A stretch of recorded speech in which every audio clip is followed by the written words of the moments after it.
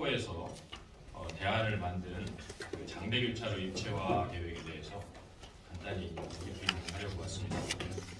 잘 아시는 것처럼 우리 장대교차로 입체화에 대한 부분은 그동안에 경제단체들 또 여러 인근 주민들, 언론 다들 큰 관심하에 여러 가지 논의들이 많이 있었던 부분입니다.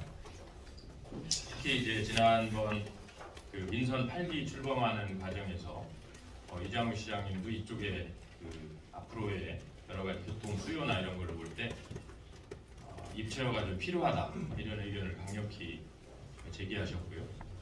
그동안의 그 여러 가지 추진 과정을 보면 평면으로 추진된 부분이 여러 가지 이유가 있었던 것 같습니다. 그렇지만은 최근에 변화된 상황을 보면 그쪽에 이제 물론 BRT 도로가 계획되고 있고 또 그쪽에 평면교차로에 진입하는 평면교차로 방식으로 해서 교량이 이미 놓여졌습니다. 거의 이제 공사가 다 마무리가 됐기 때문에 이런 상황 속에서 지금 인근의 죽동 2지구라고 하나요? 그쪽에 한 7,000세대 정도가 또 들어올 예정이고 장대 D지구 도시재생 사업도 지금 추진 중에 있고 또 대통령 공약 사업으로 추진되고 있는 호국보훈파크 사업도 바로 현충원역 뒤편에 계획이 되고 있기 때문에 그쪽의 교통 수요는 엄청나게 늘 가능성이 굉장히 예상이 되는 거죠. 그리고 현재도 사실 유성 IC에 나와서 삼거리 장대교차로 삼거리 체제에서 굉장히 많이 막히고요. 또 현충원이나 이런 쪽에 행사가 있는데 굉장히 교통 상황이 안 좋습니다. 그래서 이번에 입체화를 추진을 하긴 해야 되는데 입체화 추진이 이미 평면으로 공사가 거의 다 마무리됐기 때문에 이것을 그 위에다 다시 고가 방식의 입체화를 하는 것은 여러 가지 측면에서 좀 문제가 있다. 그래서 상당히 오랫도록 우리 실무 부서하고 같이 연구도 했고 또 그 한밭대학교 쪽에 그 관련되는 그 타당성 용역 부분을 좀 발주를 해서 전문가분들의 자문을 좀 받았고요. 그래서 그 내용을 가지고 새로운 방식으로 여러분들께 말씀을 드리겠습니다. 기본 핵심은요. 현재 그 IC에서 나와서 남북 방향으로 입체화를 다시 추진하는 것은 여러 가지 측면 문제가 아까 말씀드린 것처럼 있기 때문에 전면 그 발상을 바꿔서 현충원 쪽에서 그 부안복합터미널 가는 방향, 동서 방향이죠. 그쪽으로 언더패스 방식으로 지하차도죠.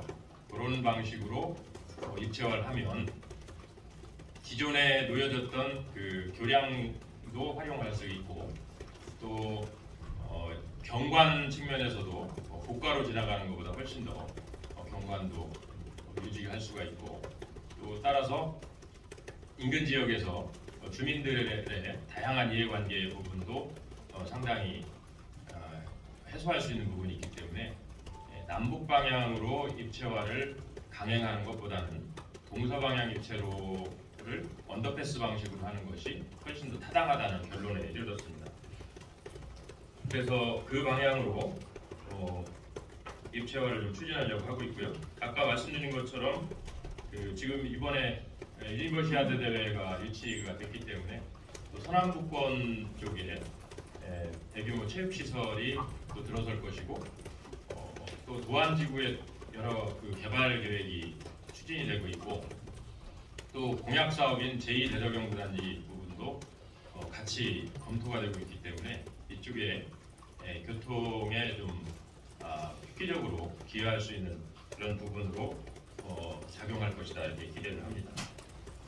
그래서 지금 현재 그 BRT 추진도로와 별개로 동서방향 현충원로를 그러니까 구암역 가는 방향 쪽으로 동서방향으로 4차로 지하차도를 건설을 하고 그게 이제 4차로 지하차도가 나와서 그 호남고속도로 밑쪽으로 해서 구암역 쪽으로 가는 그 방향 상습적으로 정체되는 부분도 한 차로 정도를 확대하는 걸로 그렇게 하면 입체화도 하면서 상습 정체 구간이 좀 해소되는 그런 측면에서 기여를 할 것으로 예상이 됩니다.